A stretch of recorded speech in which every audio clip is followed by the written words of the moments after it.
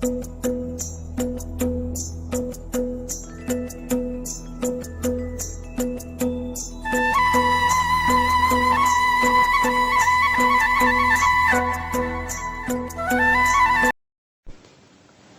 Shanti. This is the Saakar Murali of the 21st of September 2021. Essence. Sweet children, nothing is beyond name and form. Even souls and the Supreme Soul cannot be beyond name and form. They have imperishable parts recorded in them. Question. Everyone remembers Shiv Baba as the innocent Lord. Why is he called innocent? Answer. Because only the Father uplifts those with stone intellects, those without virtues, and the hunchbacked. He gives them their inheritance of the kingdom of heaven. People say of the Father that he gives both happiness and sorrow, but Baba says, I establish the kingdom of happiness for you children. I am called the remover of sorrow and the bestower of happiness. Just think about it. How could I, the Father, cause my children sorrow? Song. The resident of the faraway land has come to the foreign land. Om Shanti. You spiritual children heard the song. That is, you spirits heard the song through the physical organs of your bodies, through your ears, that the traveller from the faraway land has come. All of you are travellers, are you not? The souls of all human beings are travellers. Souls don't have a home here. Souls are incorporeal. Incorporeal souls live in the incorporeal world. That is said to be the home, land, or world of incorporeal souls. This is called the land of embodied souls. That is the land of souls, and when souls come here and enter bodies, they change from incorporeal and become corporeal. It isn't that souls don't have a form, they definitely do have a form and name. Such a tiny soul plays such a huge part through this body. Each soul has a part recorded to play. Once a record is recorded, no matter how many times you repeat it, the same record will be played. In the same way, the soul in the body is a record. He has a full part of 84 births recorded in him. Just as souls are incorporeal, so the Father too is incorporeal. In some cases they have written in the scriptures that he is beyond name and form. However, nothing can be without a name or form. The sky is space. It also has a name and form. Nothing exists without a name or form. People think the Supreme Father is beyond name and form. If he didn't have a name, he wouldn't have a form or land. In that case, there would be nothing. They call out, O resident of the faraway land, Supreme Father, Supreme Soul. Souls live in the faraway land. This is the corporeal world in which there are the two kingdoms, the kingdom of Rama and the kingdom of Ravan. For half the cycle it is the kingdom of Rama, and for half the cycle it is the kingdom of Ravan. It has been explained to you, children, that God's kingdom starts with the Golden Age.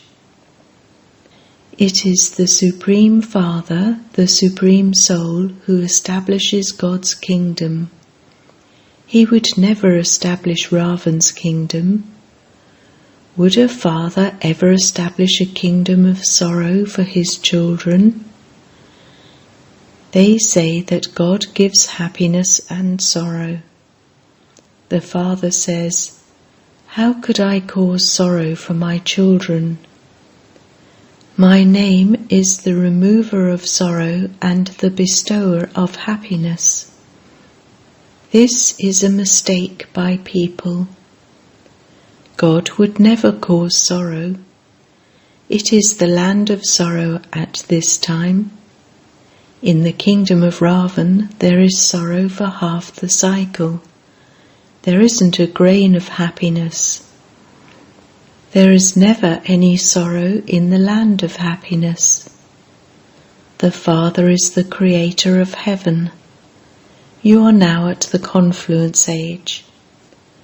No one would call this a new world. The new world is called heaven. That same world then becomes the old world. When something that was new looks old and bad, it has to be destroyed. People consider poison, (vice), to be happiness. It is said, "Why should I renounce nectar and drink poison?" There are also words spoken by Guru Nanak in the Granth that there are countless thieves. They also sing praise of the Father. Whatever you come and do, it will only be beneficial. Otherwise, in Ravan's kingdom, people would only continue to do bad things. Only the Father comes and washes the dirty clothes. Many things have been written in the Granth. Sindhis keep a Granth scripture, but they don't belong to the Sikh religion.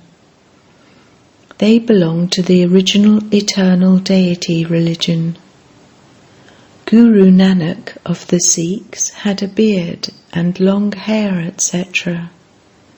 Therefore, all the Sikhs should have a beard and long hair. Nowadays they don't have beards. They have become very fashionable. In fact, they should follow (their leader). They are followers of Guru Nanak, and so they should be following him. You children now know that it is 500 years since Guru Nanak existed. When will he come again? You would straight away be able to say this. Ask anyone. Tell us, when will Guru Nanak come again? They will say that his soul has merged into the light, and so how could he come again? You would say that he will come again 4,500 years from today. The cycle of the whole history and geography of the world goes around in your intellects. It would be said that those of all religions, Buddha, Christ, etc., are now Tamopradhan and in the graveyard. This is called the time of settlement. It is as though all human beings are dead, as though everyone's light has gone out.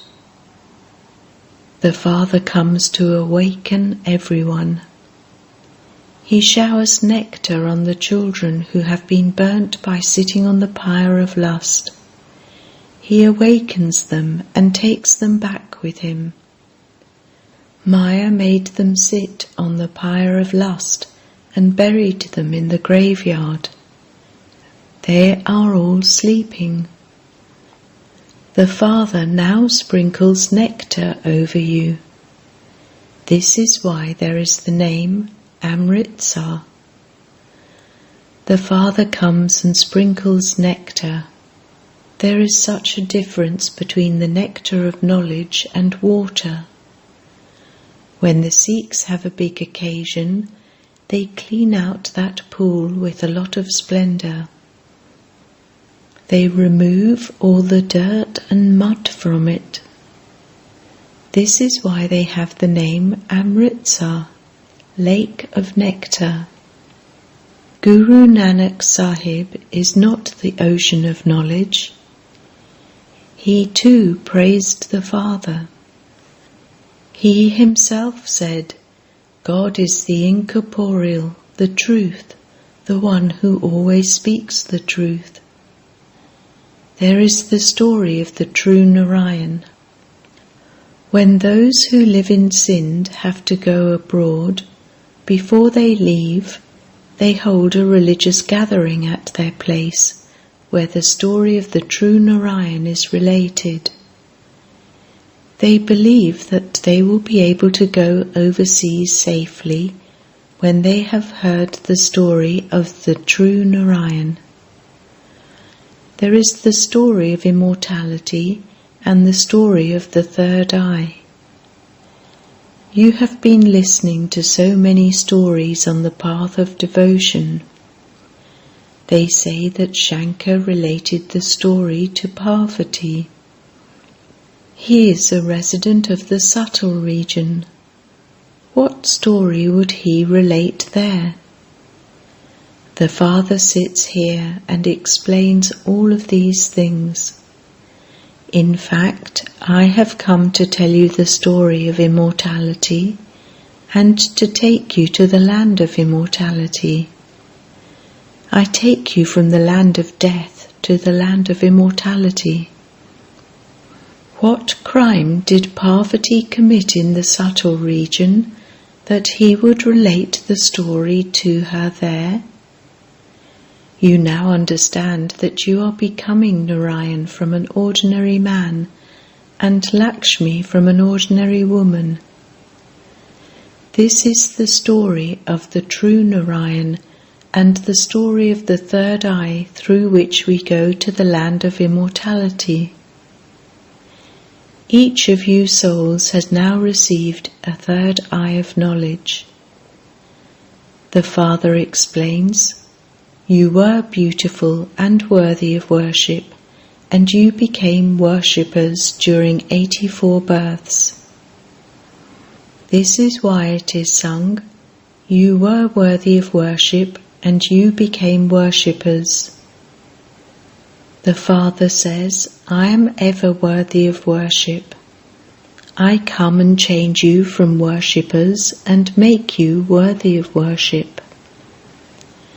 People call out, O Rama, come and purify us. All devotees call out. Souls call out, O Purifier. You now understand that it wasn't Krishna who spoke the Gita. Only the one Supreme Father, the Supreme Soul, purifies everyone. There is only one Rama. The Father says, continue to take the opinion of people who say that God is not omnipresent. The God of the Gita is Shiva, not Krishna. First of all, ask them who God is, the incorporeal one or the corporeal one.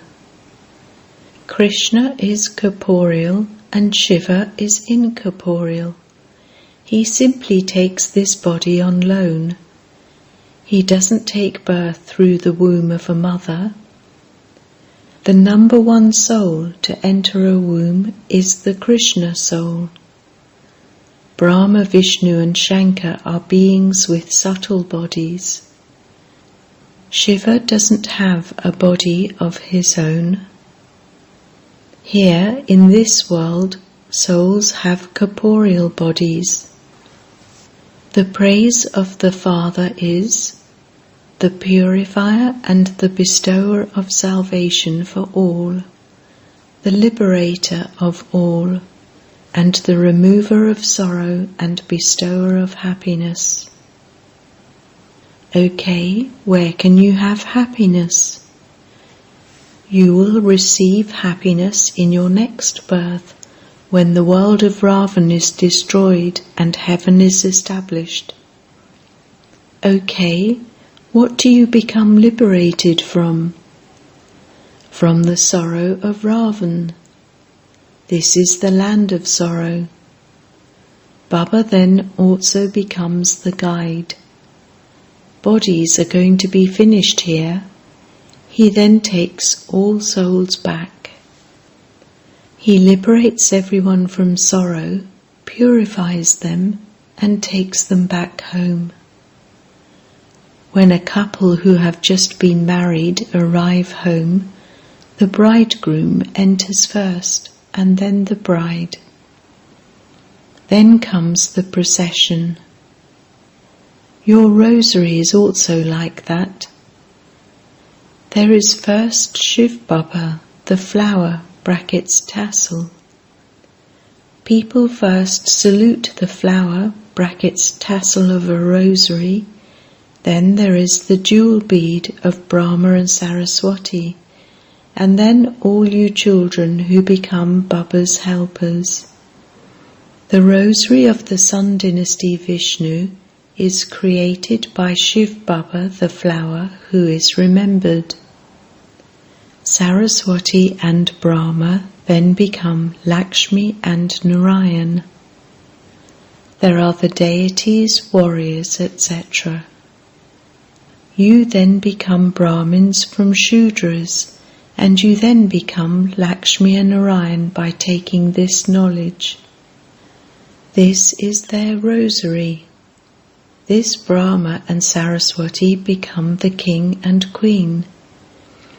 It is because they made effort that they are worshipped.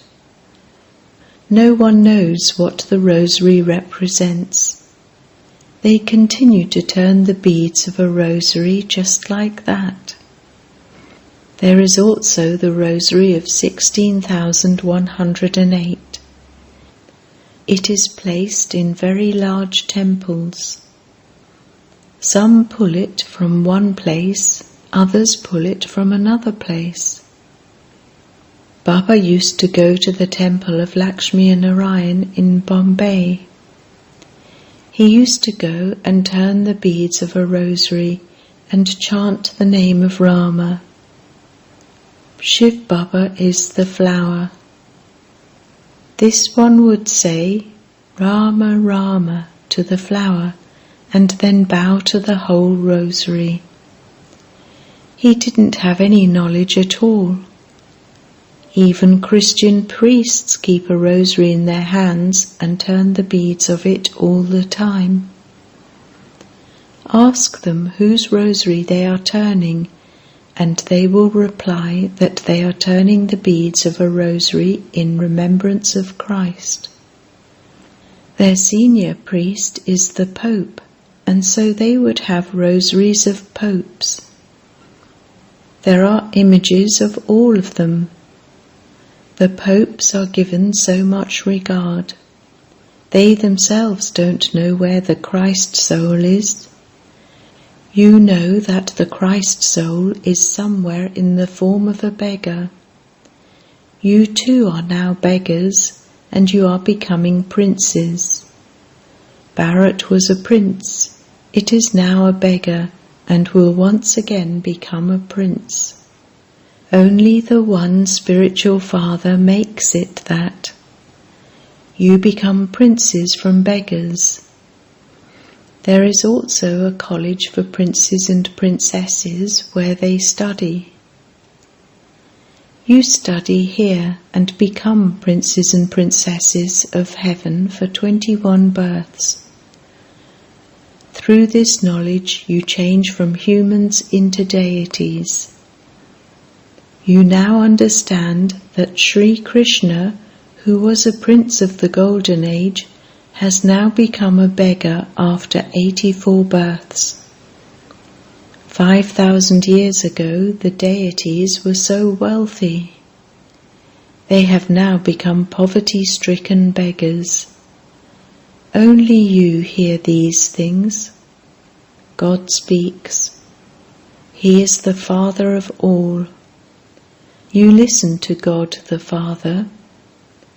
In the Gita, instead of saying that God Shiva speaks, they have just made the mistake of saying God Krishna speaks. That is why this world is said to be false. At this time, the whole world has become a forest of thorns. In Bombay, they have a temple to Babulnath, Lord of Thorns.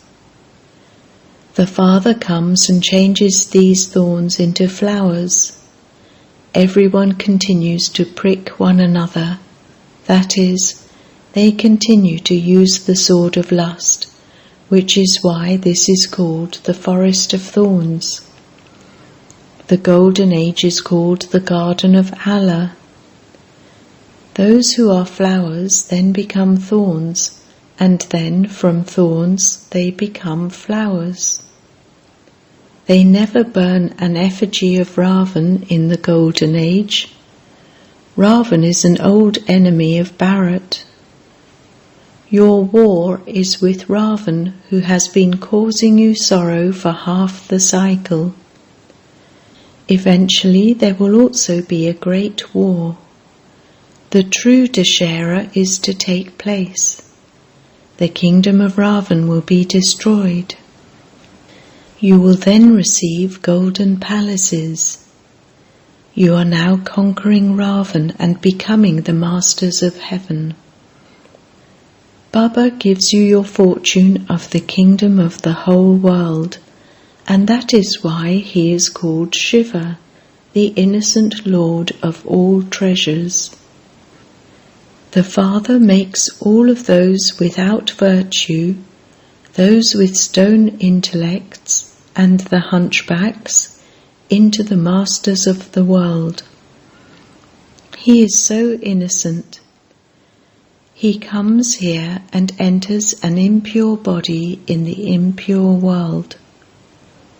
Those who are not worthy of heaven cannot renounce the vices. The Father says, "Children, now become pure in this last birth." That vice is poison, and it causes you sorrow from its beginning through the middle to the end. Can you not renounce it for this one last birth? I am giving you nectar to drink to make you immortal. In spite of that, you don't become pure. You cannot stay without vice, cigarettes, or alcohol. I, your unlimited Father, am telling you, become pure for one birth, and I will make you into the masters of heaven. You know that the Father has come to liberate the whole world from sorrow and take you to the land of peace and the land of happiness. All the religions are now to be destroyed. The one original eternal deity religion is being established. In the Granth, the Supreme Father, the Supreme Soul, is referred to as the immortal image. The Father is the great death. Other deaths would take 1 or 2, but I will take all souls back home with me. This is why I am called the Great Death. Acha. To the sweetest beloved, long lost and now found children, love, remembrance and good morning from the Mother, the Father, Bap Dada. The spiritual Father says Namaste to the spiritual children, and the spiritual children say Namaste to the spiritual Father. Essence for Dana. 1. Drink the nectar of knowledge in this final birth and become immortal. Make yourself worthy of going to heaven. Renounce all bad habits. 2. Study this study now and become princes and princesses of heaven for 21 births. Listen to the story of the true Narayan and make effort to change from an ordinary man into Narayan. Blessing. May you be a spiritual magician who transforms yourself and the world with 1 second's determined thought. Magicians show very unique tricks in a short time.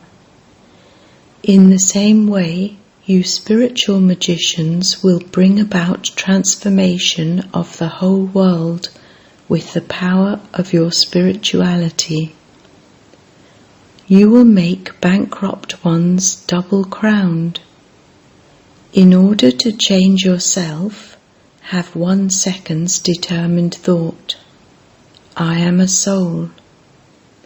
In order to change the world, remain engaged in transforming the world with your every task by considering yourself to be an image of support for the world, an image that uplifts everyone. This is why you are among the greatest spiritual magicians. Slogan: Self-sovereign souls can never be dependent on anyone else. Om Shanti.